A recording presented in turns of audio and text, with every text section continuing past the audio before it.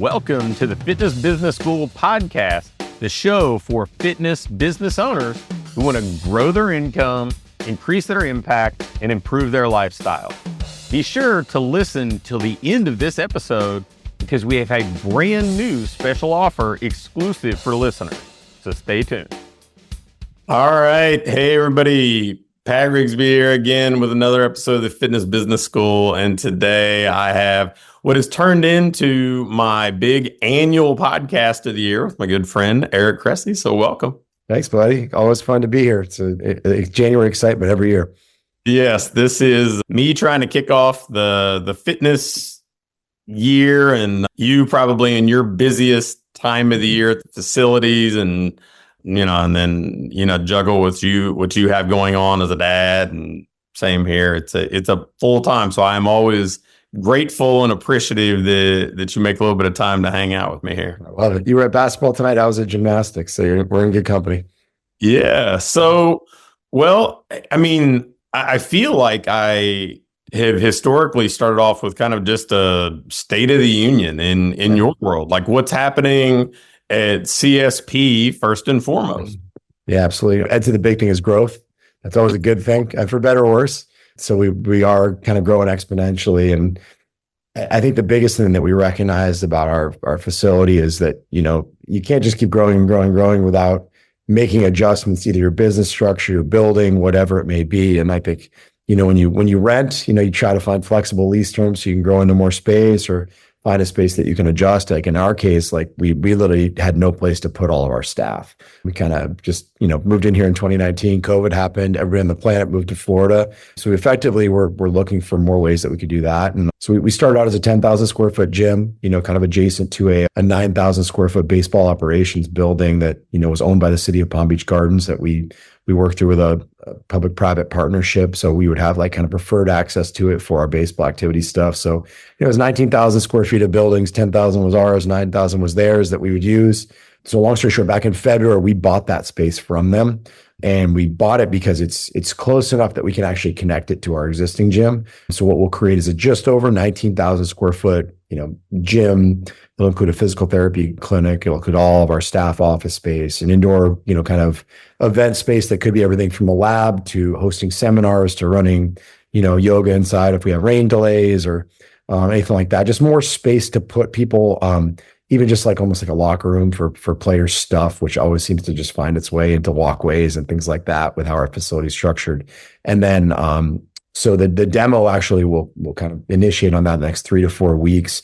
And we expect those two buildings will be connected, by mid to late June when all is said and done. But to make it more interesting, we had to then recreate the baseball operations building. So the first week in February, we opened up our new 12,000 square foot baseball operations building, which is about, 50 yards away, but it's, this is alongside our, the stadium field and the turf and all that stuff. So it's got 5 cages, 3 mounds, major league caliber, it's got all the bells and whistles in terms of tech and all that stuff, and very much equipped for like major league caliber hitters, not just like, you've been in the baseball world long enough to know, like you do a cage for a little leaguer, it's very different than what you would do for a guy who's hitting a ball 115 miles an hour. So when all is said and done, by July 1st, the expectation is we'll have about 31,000 square feet of indoor space, plus what we have for outdoor amenities. And I joke every time I go outside right now, I spend $5,000 because somebody has a new idea on what we need to add or anything like that. And I'm sure once it's complete, we'll live in it and there'll be something that we hate, need to fix or whatever it is. But,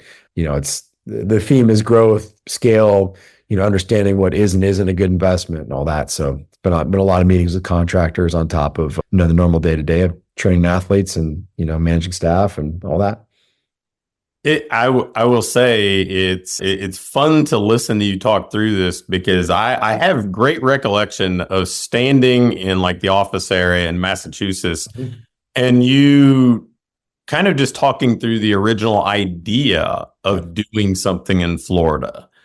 And so getting to kind of witness from just the initial conversations you were having and talking about that stuff, and then making the initial move to like Jupiter, and then kind of on and over and bigger. I mean, it's been impressive, and I think just probably you could probably do a Harvard case study on the adaptability of how, how you've operated through the Yeah. pandemic, through Yeah.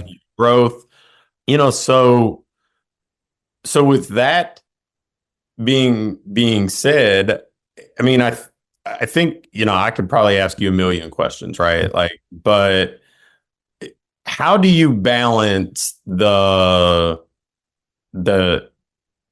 and maybe balance is a utopian word here, right? The responsibilities with the Yankees Mhm. and the growth of this, because I mean, you just alluded to this, the time with contractors. I mean, it's basically a second job, this Yeah. renovation expansion on top of what's already a pretty Yeah. full plate, working with athletes. Yeah. I think where we are a little bit fortunate with this one is this isn't like a remote job site. Like, I can do my entire job and I can scoot outside and I can check on a building like in under 2 minutes. Like it's right there. So that part has made it a lot easier. Obviously, you got to like, go to the architect's office and stuff like that. So, at the end of the day, it comes down to having really good people you trust. Like the number one on that list is my wife, Anna, who is at all those meetings and, kind of invests in all that stuff. And, I think we've gotten pretty good over the years. I mean, our kids are 10, 10, and 5. We were kind of joking offline, like we're like a shuttle service more than I think we are parents some days. Like it's, gymnastics, it's dance, it's softball, it's, all these different things that they have going on top of, get them to school and all that stuff too. So, we do have a full-time nanny. We don't have family like to help us out down here in Florida. So we are a little exposed in that regard. But, I think it's a moving target, and you want to embrace those years where your kids actually do want to hang out with you before they hit the teenage years and they're not interested in it. But, the Yankees one has always worked really, really well just because it's kind of a perfect opposite schedule to what I do, with respect to kind of the off season side of things. And they very much work in parallel.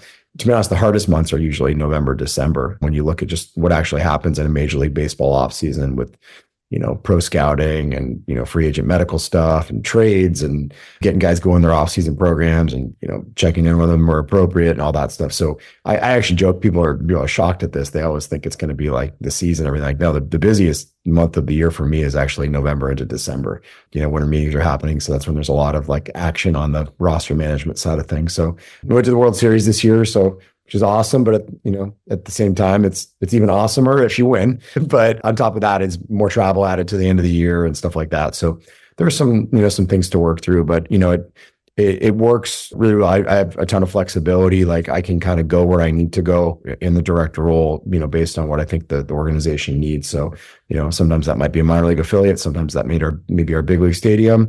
Sometimes it may be a trip to our player development complex in Tampa. And, sometimes it may be, hunkering down at home and, spending 15 hours reviewing amateur draft candidates. So I think the secret is just like understanding what needs to get done and allocating the time to whatever is most important, which is, it's honestly no different than any other business, right? So one of the things that has always impressed me about just, I mean, I guess, having known you for so long is how you just were kind of a sponge to almost all disciplines, right? Like it's not just, Eric knows kinesiology, Eric knows exercise science. I mean, you were as adept at any of the business stuff as I was, or marketing stuff as I was. And I'm like, this is supposed to be like my specialty. So I'm curious, like, okay, you've been with the Yankees for a while now. Obviously, that's a storied franchise, but it's an incredible business as well. What are a couple of the things that you've taken away from that's helped you in your private sector side? Yeah, that's an awesome question. A couple of things. One, I would definitely say like you have to protect your brand. Like what can be built over the course of generations, you have to, you can lose overnight. And I think our organization does a really, really good job of like, being very progressive, but at the same time being authentic, having an eye for like what kind of reputation was built and really paying attention to a lot of that stuff. And I actually love that side of things. There is a very authentic feel about it. And it's everything from, having, like the stars of, bygone eras who are back and, being around the field. And that part's obviously very, very cool. But just, there's certain traditions that they're very, very adherent to. And they also know like being one of the most storied franchise in the world, there is a massive, under a microscope. There's a lot of focus on you. So you have to do things the right way. You can't cut corners, stuff like that. And I think, I'm fortunate, like they're very, very meticulous when they go through hiring processes. And, we don't hire loose cannons. We hire people that want to work as part of a really cool organization. So like I'm lucky. Like I think one of the things that I really learned, kind of in my previous time as baseball is you want to know who directly you report to so that you can actually, get things done. And, I'm lucky. I report to amazing director of baseball operations and Matt Ferry, and he reports directly to Brian Cashman, for a number of different departments that are underneath that umbrella. And it's awesome knowing you have a guy, you're going to get him on the first ring. He's going to advocate for you. He's going to help with stuff. Cause you never want, to have bottlenecks that interfere with your ability to be progressive. So I think Cash has done a really, really good job of, structuring it appropriately so we can basically break down doors and do cool things and do it, pretty expeditiously as well. So it's a cool kind of world to work in. So, I'm gonna kind of bounce back. I know I kind of toggle between the different lanes that you operate in. So, thinking back to the early days of, I guess it was even CP before it was CSP. Yeah. And, there was a lot of kind of getting the flywheel turning, a lot of content production, a lot of the front facing stuff that way. Mm-hmm. And then over time, it seems like, more of your job, at least from the outside looking in. So please correct me on this anywhere I misstep, is finding the right people, creating an environment to thrive. Is maybe the creating awareness about CSP isn't as big a deal as it might have been 12 years ago, 13 years ago, whatever. So can you speak to that for a minute? Yeah, I think your point is a really good one. Like early on, it's all about making people, you want top of mind awareness. You want to generate leads, to actually put butts in the seats and and pay your bills and stuff like that. And I think you develop a pretty good local and national reputation. I don't say that stuff takes care of itself. You still have to be active. You still have to put yourself out there, and that's all. I think much more it's way harder to manage growth than it is to start a business. And I don't want to belittle anybody that's starting a business because I think it's a super noble initiative, and I've done it a number of times myself, and I look back fondly on those times. But really the harder question is like, hey, do I want to put another 2.5 million into this business, right? Do I want to hire 5 more staff members, or do I want to stay boutique and keep this a little bit more tight knit? Like those are the things that you really have to really struggle with. And nobody gets in this business. My business partner Pete always jokes about this. Like nobody opens the gym because they like, I want 15 employees. Like it kind of just happens. You wake up one day and you look around and there are a lot of people there. But I maintain this. I've said this a million times on podcasts and articles and stuff. Like putting my name on this facility was still the worst decision of my career. Something that we're too deep on, we can't go back on. Like I don't want credit. I have no interest in being like the center of attention or anything like that. Like for me, it's all about our athletes. I'd rather, build up staff members and allow them to do cool stuff. And it's pretty awesome. Like I had 4 staff members that went to the University of Houston this weekend without me, put our best foot forward, did an amazing job, like, evaluating, coaching up some of their baseball staff and players. Those guys have gone to, University of Alabama, University of Virginia, some, very storied schools, and they've represented our brand great. So like, to me, that's a sign of success, is that we haven't just been a training facility, been a teaching facility. We've grown like really, really cool coaches. Andrew Lissey's been with us since he was a college athlete. Then he, became an intern, then joined our staff, became internship coordinator. He's our most tenured coach. Like, Andrew's personal trainer, Justin Verlander, he's going on the road with Matt Fitzpatrick. He's doing awesome stuff. We share an office together. So it's just been cool seeing his growth. And like, I'm sure you're very similar. You've had a lot of, mentees over the years that have thrived and done some cool stuff. And I think that's way more fulfilling. I'm not interested in like doing more interviews, more look at Eric. It just isn't what fulfills me these days. I'd rather, celebrate their successes and grow the business that way. Yeah, it's always interesting to kind of look back and see, who was a client, who attended events, who were franchisees even, and, even dating back further, like who played for me way back then. And I think that, maybe the more seasoned I get, maybe that's the right way to put it, Yeah. the more that stuff really kind of takes the top shelf in everything. I mean, so I appreciate that a great deal. So, And so selfishly, if they're elite at what they do, it allows me to do other stuff.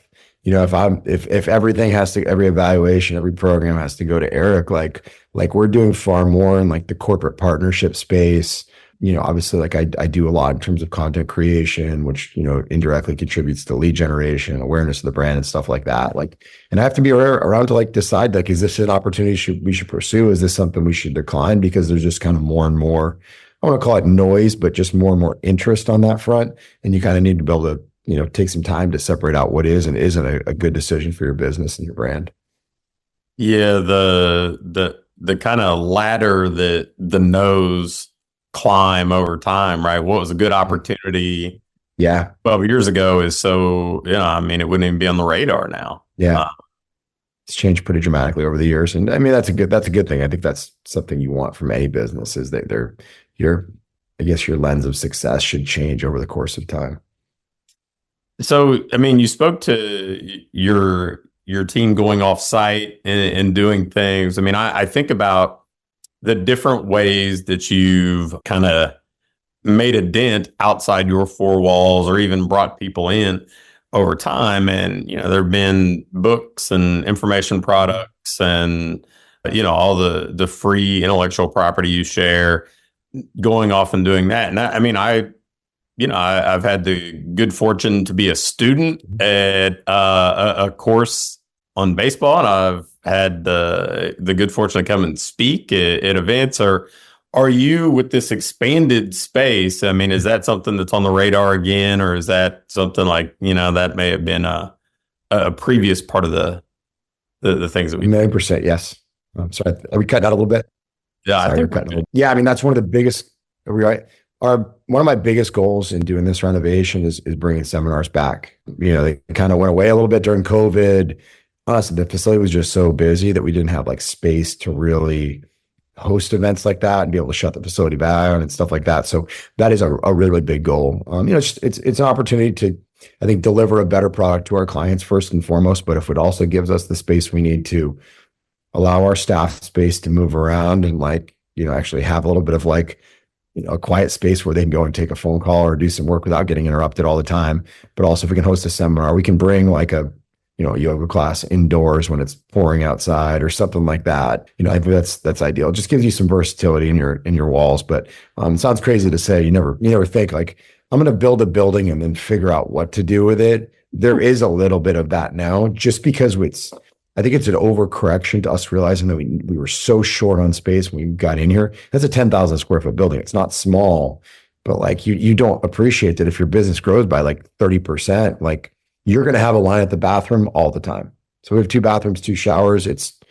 We have the MLB drug testing guy who comes in a couple times a week in the off season, and there's a line of 4 guys that are in line to basically take their drug tests. Like it's stuff you never really fathom is going to take place, but it can actually kind of cripple the flow of a facility a little bit more. So while we're doing this facility, we're thinking about like, all right, where do I take a quiet phone call? All right, where is that 17-year-old kid in dirty shoes going to walk? Like, what's the flow of it? How do we want to make sure he checks in? Like, okay, if we want someone who's on crutches that just had ACL surgery and they're going to go to physical therapy, what's the easiest path for them to get to the PT clinic? There are all these things that these mistakes that we've made that we want to, basically be able to rectify as we get in a new space. So it's something, I bounced around on the question a little bit. I think I focused mostly on the seminar part, but I think that gives rise to a lot more of the information products, which, to be honest, I've kind of gotten out of that game. I have not been, writing and doing books and products and things like that nearly as much, just because the facility has grown so much. And, that was kind of like one of the handshake agreements with my wife when when I took this Yankees, job, like, we're not going to travel for seminars and things like that, do perform better. And maybe we host something at the facility. Maybe, I did a little bit this fall at some sports medicine conferences, but I did not do like the the full weekend trip in Kansas City and LA and Seattle, like that wasn't something that I was chasing anymore because I committed my resources and my intention elsewhere. So yeah, where that might come back, just more on our terms where maybe people come to us and, we reincarnate the baseball mentorships and some of that stuff. Well, yeah, I think there's obviously some real benefit to being able to bring more people on site, Yeah. expose more people to what you do, and make connections that way. I mean, you guys have always had such a robust internship program Mhm. that has created, I'm sure, good team members for you along the way. So, yeah. So, you mentioned that, and I think, how that was that handshake agreement between you guys. I think that's something that anybody listening in, doesn't really matter where they came from, accepting that, there are different chapters or there are different seasons that we all go through. Mhm. So, I mean, big expansion. What else are you looking forward to as far as the next chapter for you? Yeah, I think for me, I love my Yankees role. It's been absolutely phenomenal. I've enjoyed it a ton. I anticipate, continue that as long as they'll have me, and obviously with a maybe seal the deal and actually win the World Series when next time we get there. So that's certainly a goal. But that's something that in a lot of ways revitalized me. Being part of like winning, being part of a team, trying to basically be challenged to build something special that is just different than what I'm used to doing in the private sector. So I've really enjoyed that side of things. I think the other thing too is like just in the private sector, I think, we're interesting. Like you see some of the jerseys behind us. We've had a lot of these like, veteran pitchers who, guys that have, thrown 200 innings over and over and over again and won Cy Youngs and things like that. And we've got some really good young arms that excite me. So it's cool to kind of see, seeing some of these younger guys, what I saw with like, Kluber circa 2013, 2014, when like, they kind of come out of the woodwork and start doing some really cool stuff.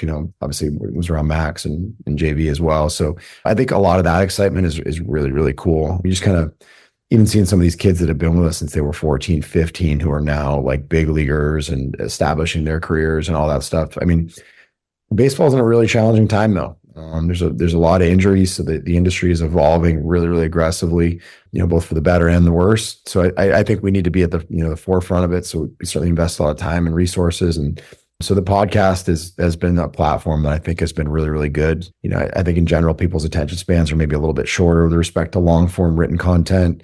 The podcast, myself included, like people just like to listen to it in the car and try to get exposure to education and different resources wherever they can. So that's been one that, we actually just recorded our 200th episode this past week. So we got another season going on. We're doing like a shorter version every Friday morning too. So, the goal is to get a lot more episodes out this year, just because I think that's a platform that's served me well. And like I mentioned, some different corporate partnerships, stuff in that space that, we've had New Balance. We've done some stuff in that space, companies like Mark Pro and AG1 and all that stuff, but a few more irons in the fire that I think I'm really excited about, companies that have really cool relationships to the baseball world that maybe we can help to bring to center. Equinox has me on the health advisory board as well. So kind of doing a little bit of hopefully leading from the forefront with respect to the industry as a whole. So just a lot of exciting things, never enough hours in the day to do it, but this is why I have a very patient wife. We have a nanny that's a big help, and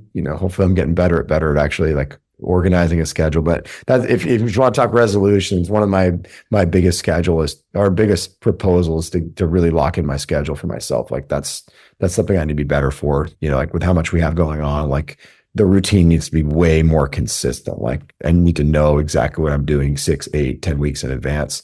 And we do that a little bit with respect to people wanting to come from out of town for the facility. But I caught myself way too much in 2024 at the end of the day, being like, all right, I got 30 minutes to lift before I have to go pick up the girls at gymnastics or something like that. And I'm a miserable guy to be around when I'm not exercising. So making that a little bit more of a priority is important, because it can kind of creep into other people's hands if you're not careful.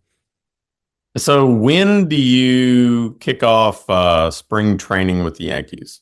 The report is February 11th. So a little bit earlier this year, we get a March 27th opening day. So they moved everything up a couple of days on us. So I think, I'm curious. Okay, at this time of year, it's a very, I assume, a very heavy kind of pro feel in the facility. Yeah. What's the traffic flow kind of change like from professional off season to spring to summer? What's that Yeah. look like? Yeah. I mean, if you look at our facility, our busiest month is December. Second busiest is January. Third is June. Fourth is July. You very much know like April and September will be our slowest. Sometimes August and September are right about the same. So there's generally a gradual build: October, November, December, January. Like it always bumps up every year. December is our busiest month ever in terms of revenue and foot traffic. So you really like you're prepping above all else for the time when like your high school, your college, your pro, and your adult clients are all there at the same time. So on a busy day, we'll see 350 people come through the facility across all those: hitting, pitching, strength and conditioning, physical therapy, massage therapy, all that. So it's a lot of people to coordinate, a lot of schedules to meticulously organize. But I think, we know what our busy seasons are. Like, there are times where we may have some seasonal employees helping out. We know, what points in the year where we might conceivably be a little bit short staffed that we have to prepare for way in advance. And then we also have times when we know we're kind of hyper staffed relative to the volume that's in place. And those are times where we buckle down. We do way more staff education. We may prioritize facility renovations, things along those lines. Gotcha. So complete shift, like how is juggling gymnastics and softball and everything else as a dad? Because I mean, you're kind of doing it all. So it's hard, man. It's hard. And you know why it's extra hard is, like I'm kind of on the periphery of them. Like with my schedule, the softball, I'll help. I'll be kind of like a bench coach, like, just basically making sure everybody knows when they're bats. I'll kind of be a glorified bat boy and stuff. But, when I'm at practice, like I'll volunteer, I'll help out, I'll be a base coach or, play catch, throw ground balls, whatever it is. Gymnastics is actually very different because I know nothing about gymnastics. I just know that kids get involved in it really, really young. The volume is absolutely excessive. The number of hours that you do it is actually absolutely excessive. So I've kind of, without even necessarily asking for it, it's kind of just happened. I've kind of become gymnastics triage because I have a really strong connection of medical professionals down here. So the number of knees and low backs and wrists and ankles and things like that you see, it's astronomical. So I just literally this weekend, I sent two of my daughter's friends to like a pediatric spine specialist. He's seeing them both on Thursday. I was like texting him their radiology reports, all this like stuff I do for like baseball elbows and shoulders. Like now I'm just doing it for all like our parent friends and all that stuff. So gymnastics has been eye-opening. I think when I got into the baseball community, I said, all right, this is a world that, it's very underserved. Like there's something we can make a big difference. And like, I'm kind of like treading water, being very, very cautious about like volunteering to help too much, just because I could see it becoming something that I couldn't necessarily manage. Like if we actually wanted to start training gymnasts at the gym and all that stuff, like our daughters come in and work out with mommy and all that stuff. So been in the works with some staff members, kind of like leading a little group of, some of these younger kids and just teaching them how to cross train a little bit more appropriately, prepare them for the craziness. But I've heard swimming can kind of be like this. I know there's some other sports that tend to, they tend to specialize really, really early, which I don't really agree with, but it's a lot. It's very eye opening. So I'm learning as a gymnastics dad as I go. We had our first meet on Saturday, and I was 9 hours on an uncomfortable high school gymnasium, bleacher seat, and I learned a lot though.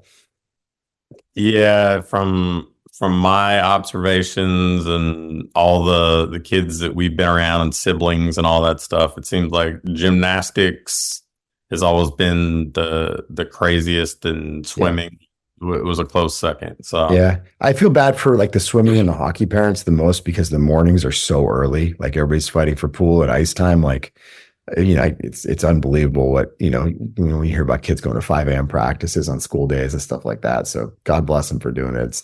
But I'm glad my girls, chose something where we get to sleep a little bit more.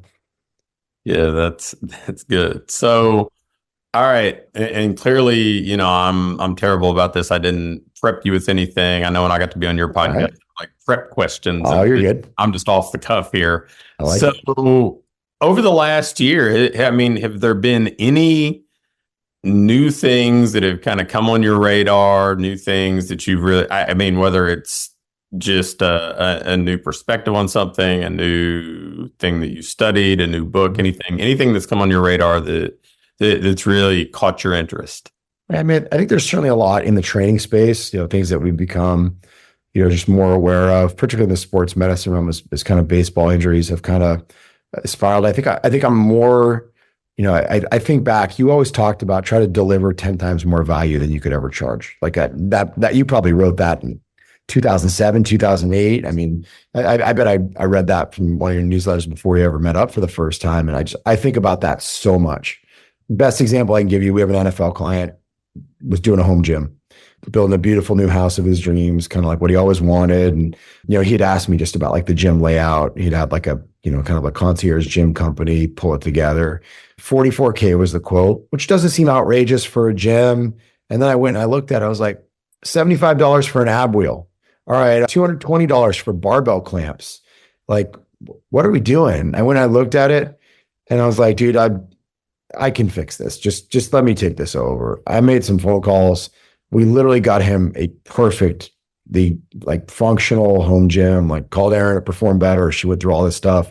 And I just saved him 21 grand in 2 hours. And it's, it's probably short money to him. It would be a lot more to other people. It's a beautiful house and all that stuff. But I'm like, I didn't charge him a penny for it. Someone who's been super loyal to us, great dude, like love him to death, And I looked at that. I was like, there's so many people that just look at an opportunity like that to like try to extract value. People, how you talk about value addition versus value extraction. I think one of the things I've looked at is like, how can we add value to our experiences? I've realized I need to spend a lot more time in season on the phone, calling and checking in on some of our guys just to make sure they're on a good path. More guys like coming back and like just venting early in the off season about what didn't go well. From a performance standpoint, it's like, man, we could have troubleshot this in July. We didn't have to wait till October to have the hard conversation. So I think there's that side of things. Just I mentioned like access to orthopedics and stuff like that. Like just being able to get a family in for, like we had a family that came down with a son with some stuff going on, and he was from Toronto, and you can't get an MRI in Canada. Sports medicine is really, really hard with the universal healthcare. We got him a cash pay MRI next door on 12 hours notice for under $300.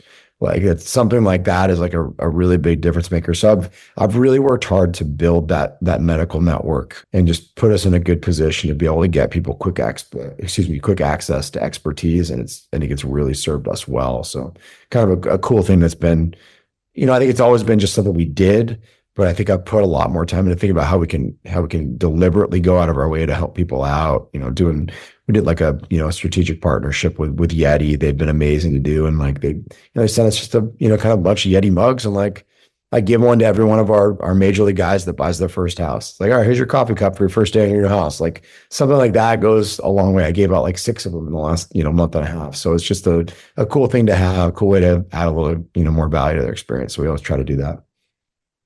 I think all of that's, I think, incredible. I think so many people overlook the experiential part of this. And this is, saying this is pretty broad, but, it's not just this transaction of, hey, come here and, train with us or whatever else. I mean, they're investing their trust in you.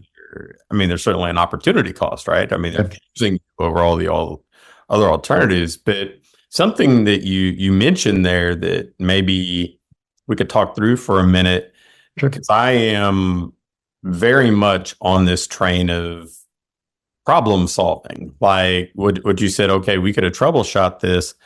I see so many people that do distance coaching, online training, whatever you'd like to call it, right? It kind of all boils down to that same concept, whether somebody comes and trains with you, like does an assessment with you and goes off and does remote or whatever. And if I think about like kind of where people's bottlenecks are, it's that. It's like real time problem solving. So, you don't go too far off the rails or, you don't lose whatever kind of progress you made or whatever. So, you've had as many people as anybody in some iteration of that coming in, doing an assessment. You guys program from a distance.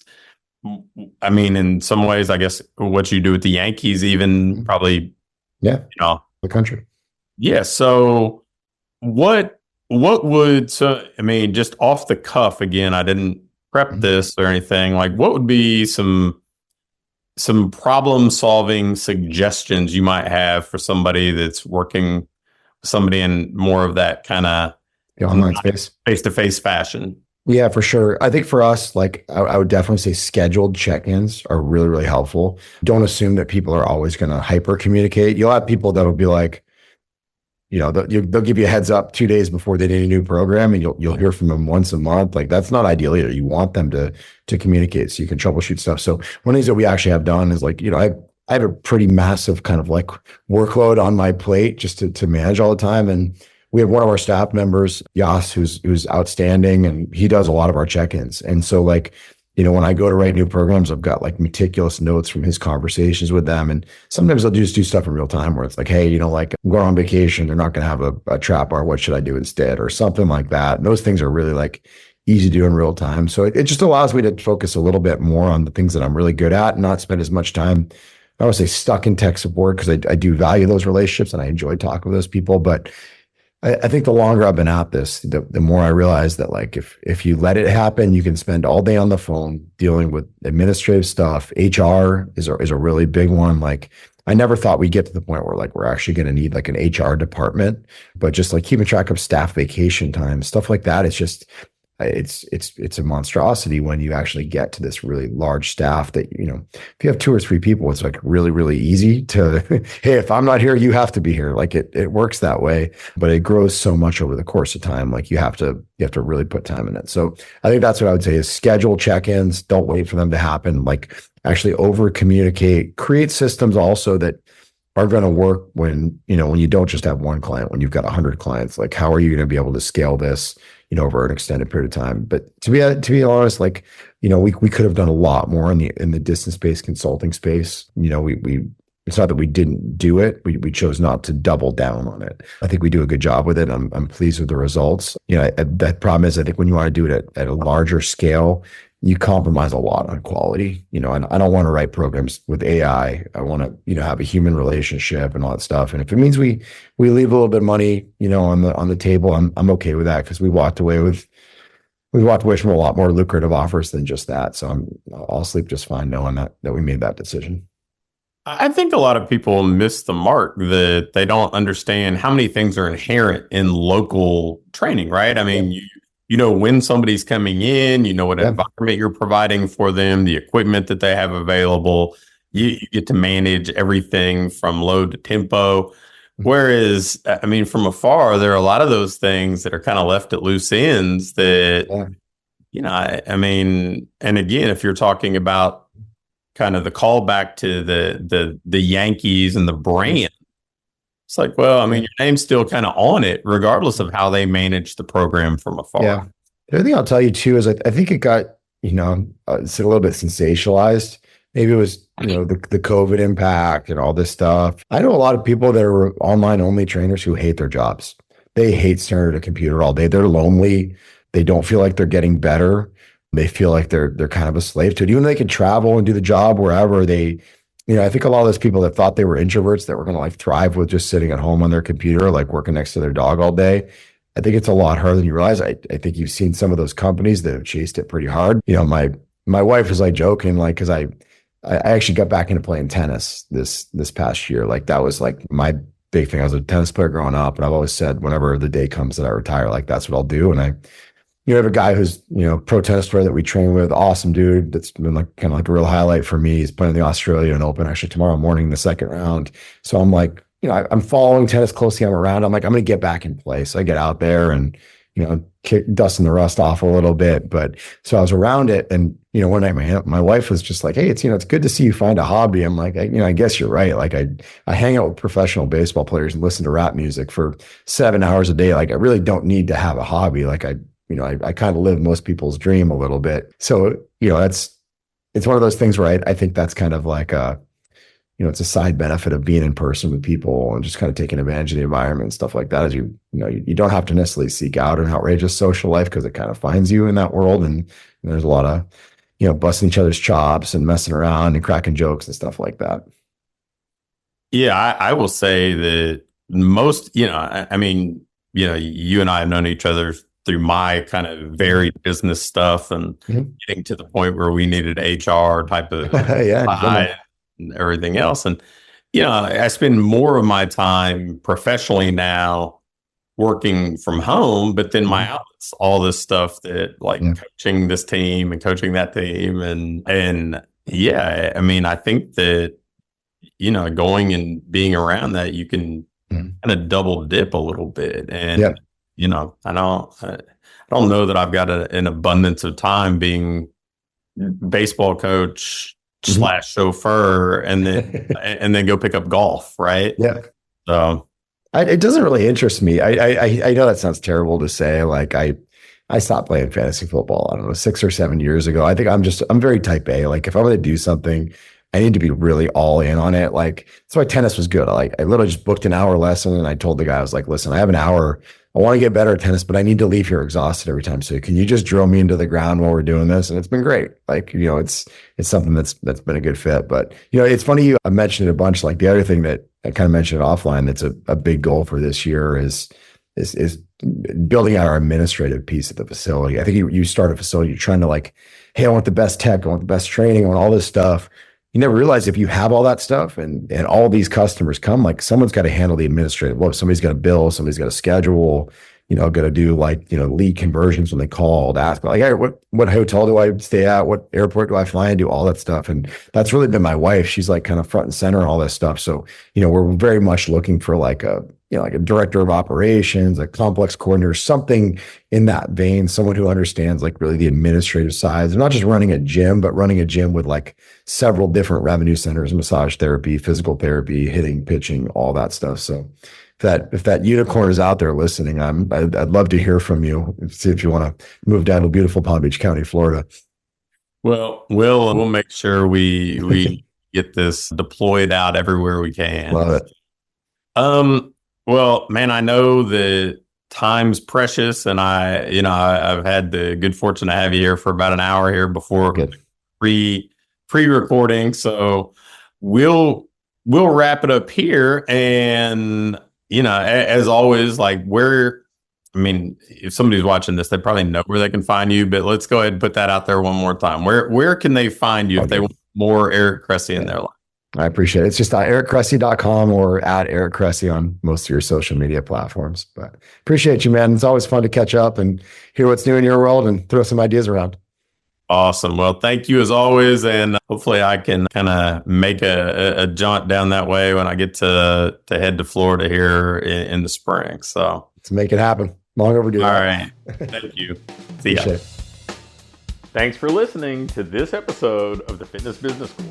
Before you go, I have a quick announcement. One of the things that we've been doing with our current clients is taking them through this ideal business diagnostic. And really what it is this checklist that allows you to pinpoint exactly what your business needs next so you can keep improving, keep growing, and build a business that you love to own.